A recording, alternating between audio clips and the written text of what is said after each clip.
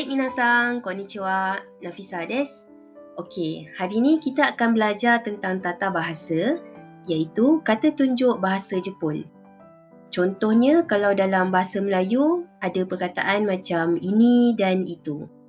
Cuma, kalau dalam bahasa Jepun ni, dia ada banyak sikit set kata tunjuk. Dan semua set kata tunjuk tu juga boleh dikenali sebagai koso-ado. Koso-ado.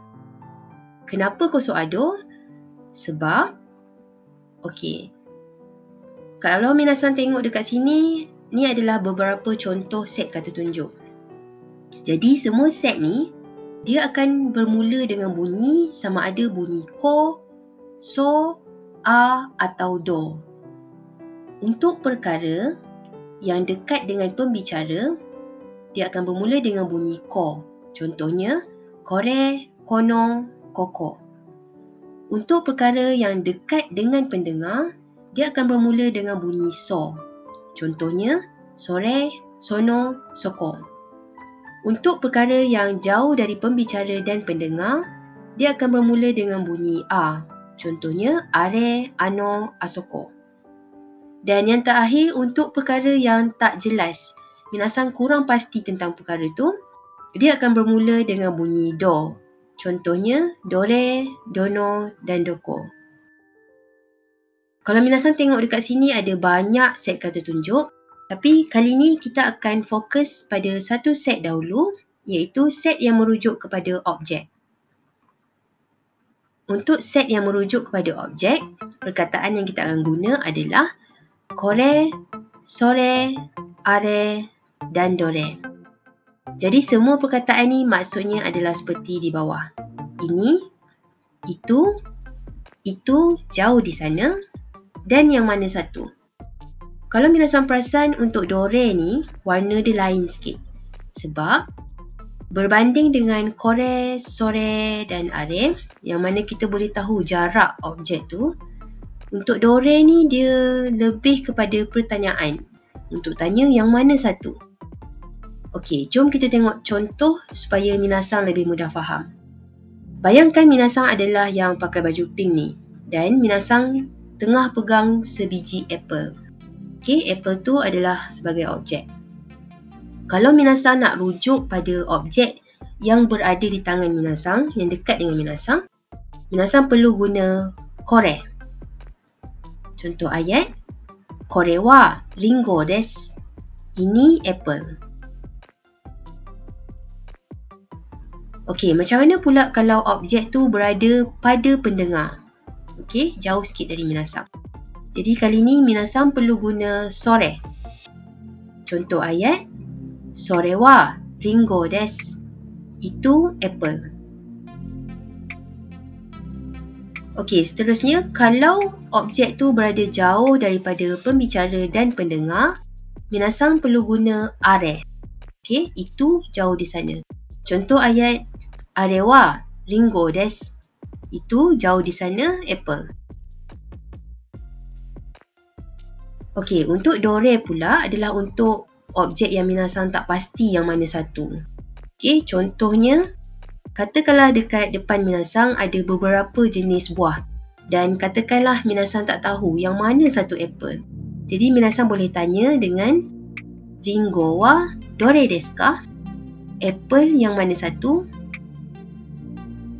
Okey, untuk dore ni dia tak kisah objek tu jauh ke dekat ke. Kita akan menggunakan dore juga untuk tanya yang mana satu. Hai, ii desu ka? Okey, seterusnya sekarang minasan dah faham asas penggunaan kore, sore, are dan dore. Jadi seterusnya kita tengok macam mana kita nak guna set kata tunjuk yang tadi tu untuk bertanya tentang sesuatu yang anda tak tahu. Dan kita akan guna frasa nan desu ka? Okey, contohnya anda sedang pegang satu objek berwarna kuning dan anda tak pernah tengok objek tu. Jadi anda nak tanya pada kawan, ini apa dalam bahasa Jepun? Jadi anda boleh guna ayat kore wa nan desu ka? Ini apa? Kemudian kawan minasan boleh balas, sore wa Pikachu desu. itu Pikachu. Okey, bila kawan minasang menjawab soalan ni, dia adalah sebagai pembicara dan minasang pula adalah pendengar. Kawan ni dia akan gunakan sore. Sebab objek tu berada pada minasang, jauh daripada dia.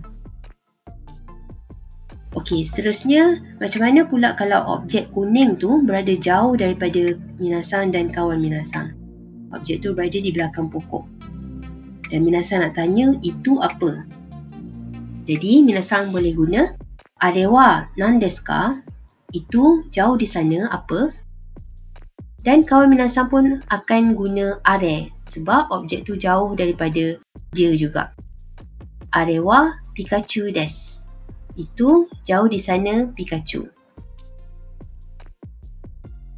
Hai, ii desu ka? Okey, seterusnya kita tengok pula macam mana kita nak guna set kore, sore, are dan dore untuk bertanya tentang harga sesuatu barang. Dan kali ni kita nak guna frasa ikura desu ka? Okey, katakanlah minasang pergi kedai buku dan minasang nak tanya berapa harga buku tu dan minasang pegang buku tu. Jadi minasang boleh guna ayat kore wa ikura desu ka? Berapa harga ini? Kemudian, katakanlah kalau buku tu berada dekat dengan penjual. Minasang boleh tanya dengan ayat sore wa ikura desu ka? Berapa harga itu? Okey, seterusnya kalau buku tu berada jauh daripada minasang dan juga penjual, minasang boleh guna arewa ikura desu ka? Berapa harga itu yang ada jauh dekat sana tu? Hai, ii desu ka? Okey, jom kita tengok balik ringkasan apa yang kita dah belajar dalam video ni. Jadi, koso ado adalah merupakan set kata tunjuk bahasa Jepun yang memberi gambaran jarak antara pembicara dan perkara yang ditunjukkan. Contohnya untuk kali ni dalam bahagian 1, minasang belajar tentang set kore, sore, are dan dore yang mana kita boleh gunakan untuk merujuk kepada objek. Jadi, minasang perlu ingat, untuk objek yang dekat dengan pembicara, minasang perlu guna kore. Untuk objek yang dekat dengan pendengar, minasang perlu guna sore. Untuk objek yang jauh daripada pembicara dan pendengar, minasang perlu guna are. Dan yang terakhir, untuk objek yang minasang tak pasti yang mana satu, minasang boleh guna dore. Okey, itu saja untuk hari ni. Mite kurete arigatou gozaimashita. Moshi nanika wakaranai koto ga attara komento ran de kiite kudasai. チャンネル登録、いいね、シェアお願いします。じゃあまたね。